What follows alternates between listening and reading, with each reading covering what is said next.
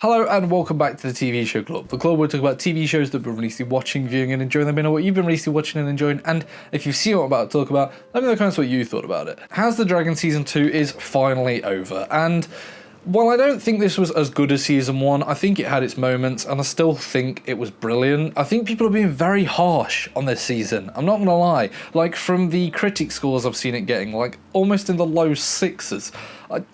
I don't get that. I really don't understand it. Like I say, is it as good as Season 1? No, but it had its brilliant moments, and it was almost a stepping stone to Season 3, which I know a lot of people sort of have an issue with, and I get, but at the same time, without this, it wouldn't be...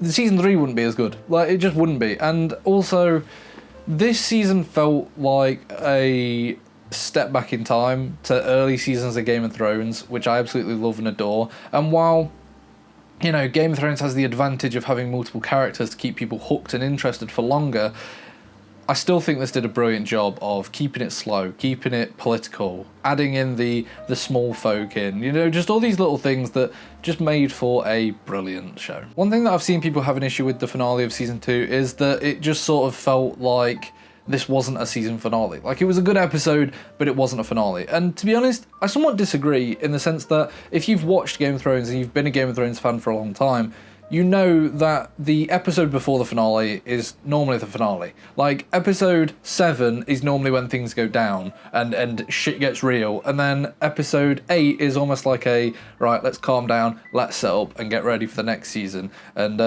I think it did a brilliant job of doing that. I absolutely loved the last couple minutes, like seeing all these armies and soldiers just marching and preparing to go. I think that was absolutely brilliant, and it's got me so hyped for Season 3. It didn't leave me thinking, oh, really? Like, that's the end of the season? Instead, I was like, yes, let's go. I cannot wait for Season 3. I love these characters. I think they're brilliant, and while there's this, like, little annoyance in me that, like, you know, I constantly get reminded about how Game of Thrones ended.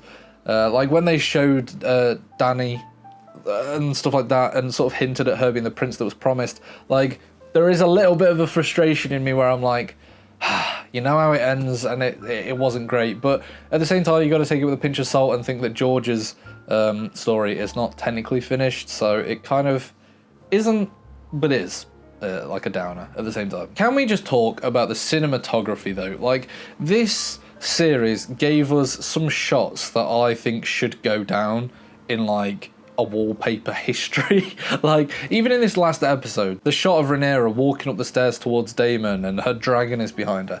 Beautiful shot. I mean, what has to be my absolute favourite shot is the final shot of Rhaenyra in her hall room, and she's just this tiny little person at the bottom of these stacks of shelves, and just the sort of symbolism of that whole shot of, you know, all this knowledge and history behind her, and she's just one small part in it. She's not this grand thing. She is just literally one shelf in this massive world of history, and that was just outstanding. Like, just the setup of that shot is incredible, and then it flicks as well to Alicent, like, looking over, and just it was so good. I loved it. And while, don't get me wrong, it wasn't as good as episode 7's, like, final shot of Rhaenyra with the 3 dragons behind her, because that will be my all-time favourite shot in, honestly, I think all of Game of Thrones. Like, say what you will about the last season of Game of Thrones, but the shot of Dany stood at the top of the stairs and the dragon wings come out from beside her was incredible.